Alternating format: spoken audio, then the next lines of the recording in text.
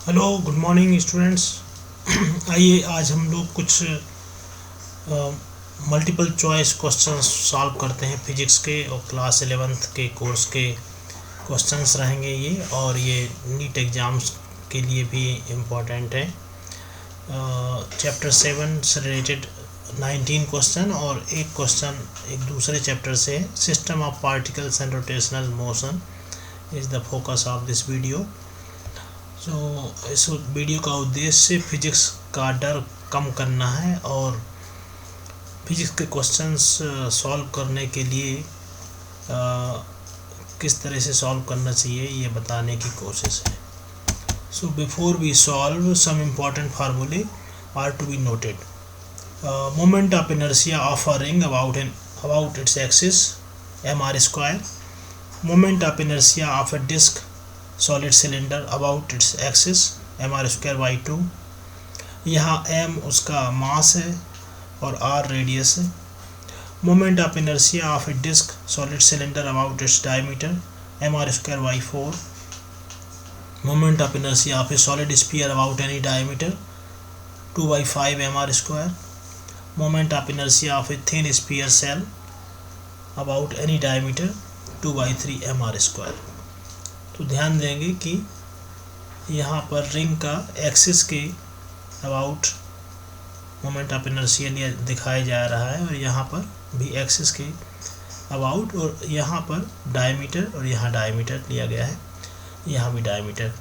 तो solid sphere का 2/5 mr² और हॉलो या थिन स्फीयर का 2/3 mr²। कुछ और इम्पॉर्टेंट फार्मूले जो ज़रूरी होंगे क्वेश्चंस को सॉल्व करने के लिए। Torque tau equal to R cross multiply F, R F sine theta, या इसको आर साइन थीटा एफ भी लिख सकते हैं। दूसरा फार्मूला टॉर्क के लिए tau equal to I alpha, जहाँ अल्फ़ा एंगुलर एक्सेलरेशन है, I D omega by D T, D I omega by D T, D L by D T और D L D J by D T इसको कहते हैं।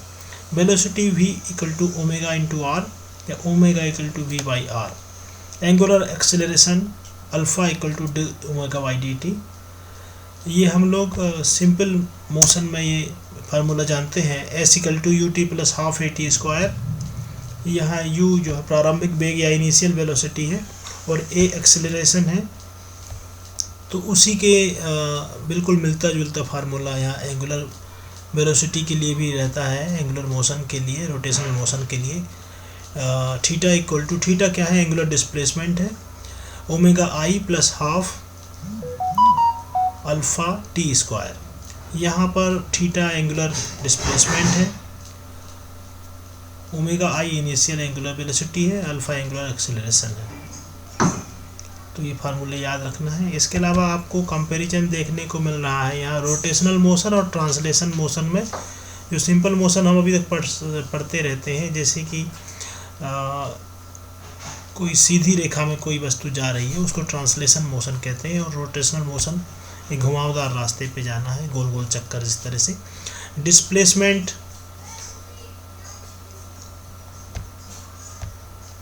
यहाँ heading correct की गई है, ट्रांसलेशन मोशन, रोटेशनल मोशन। तो जो डिस्प्लेसमेंट है उसको x से डिनोट करते हैं, तो एंगुलर डिस्प्लेसमेंट को थीटा से डिनोट करते हैं। Velocity v equal to D X by D T, angular velocity omega equal to D theta by D T. Acceleration a D V by D T, angular acceleration alpha D omega by D T.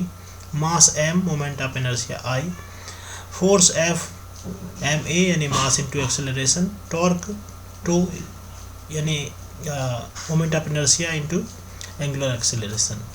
Work D W equal to F D S, work W equal to tau D theta. Kinetic energy K equal to half M B square, kinetic energy K equal to I omega square by 2 या half I omega square. Power P equal to F V और power P equal to tau omega. Linear momentum P equal to M V, angular momentum L equal to I omega. इस तरह से आप लोग comparison करके इनको याद कर सकते हैं, और याद करने का ये सबसे अच्छा तरीका है।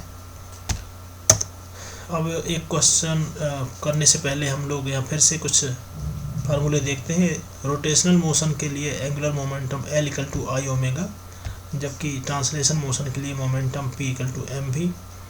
Rotational kinetic energy K equal to half I omega square, kinetic energy K equal to half M V square.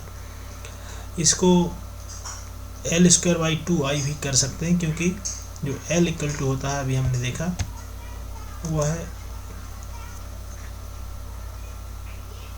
होता है आई ओमेगा, इसलिए उसी फार्मूले से ये फार्मूला निकल आता है, जहाँ K equal to P square upon 2m। Angular acceleration alpha equal to D omega by D T, और acceleration A D V by D T, जो वेलोसिटी में rate of change in velocity है। Angular displacement theta equal to omega I T, यानी initial velocity है, angular velocity है, into T, half alpha T square.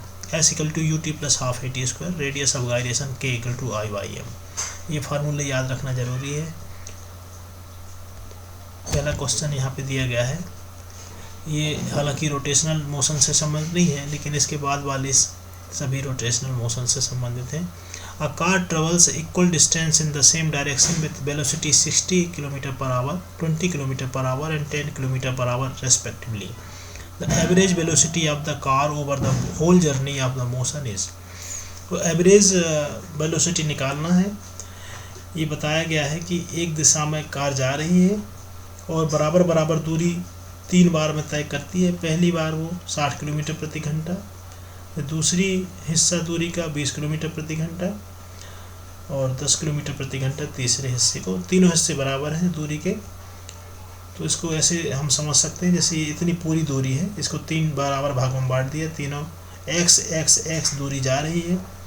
पहली दूरी वह 60 kilometre per hour में कवर कर रही है, दूसरी 20 किलोमीटर पर आवर और तीसरी 10 किलोमीटर पर आवर। तो एवरेज वेलोसिटी निकालने के लिए हमको क्या करना पड़ेगा कि पूरी दूरी को हम टोटल कर लेंगे और पूरे टाइम को टोटल कर लेंगे। तो x तीनों को जोड़ दिया, 3x हो गया, और t1 plus t2 plus t3। आप देखिए v बराबर होता है L/T, यानी कि दूरी बटे समय, इसलिए समय बराबर हो जाएगा L/v, यानी कि दूरी बटे वेलोसिटी। तो इस फार्मूले से हम पाएंगे कि t1 इक्वल टू हो जाता है x/60, t2 हो जाता है x/20 और t3 हो जाता है x/10। ऊपर 3x आ ही चुका है, इसको जोड़ देंगे। ऊपर 3x, नीचे x plus 3x plus 6x upon 60, ऊपर 3x इसको जोड़ दिया तो 10x हो गया अपॉन 60। इसको सॉल्व करने से 5 मीटर पर सेकेंड आ जाता है। ये टोटल इस तरह से आया 18 किलोमीटर पर आवर। 18 किलोमीटर यानी 18,000 मीटर, 1 घंटा यानी कि 3600 सेकेंड। तो इस तरह से 5 मीटर प्रति सेकेंड ये आंसर आ गया। ये चैप्टर 3 का क्वेश्चन था, motion in a straight line, class 11 physics. इसके बाद में अगला क्वेश्चन जो है ये रोटेशनल मोशन से रिलेटेड क्वेश्चन यहाँ शुरू हो गए लगातार।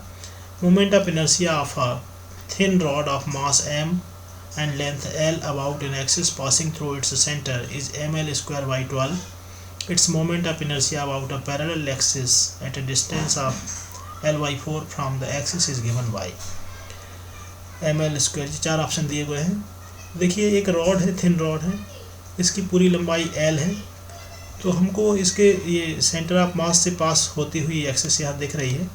अब ये पूछा गया है कि सेंटर से पास करने वाली एक्सिस से तो इसका moment of inertia ml square by 12 दिया गया है।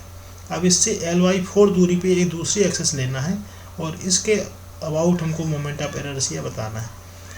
तो इसके लिए हमको पैरेलल एक्सिस थ्योरम अप्लाई करनी पड़ेगी। और पैरेलल एक्सिस थ्योरम क्या होती है? मोमेंट ऑफ इनर्शिया बराबर moment of inertia about centre of mass plus mass into distance. ये डिस्टेंस कौन सी है?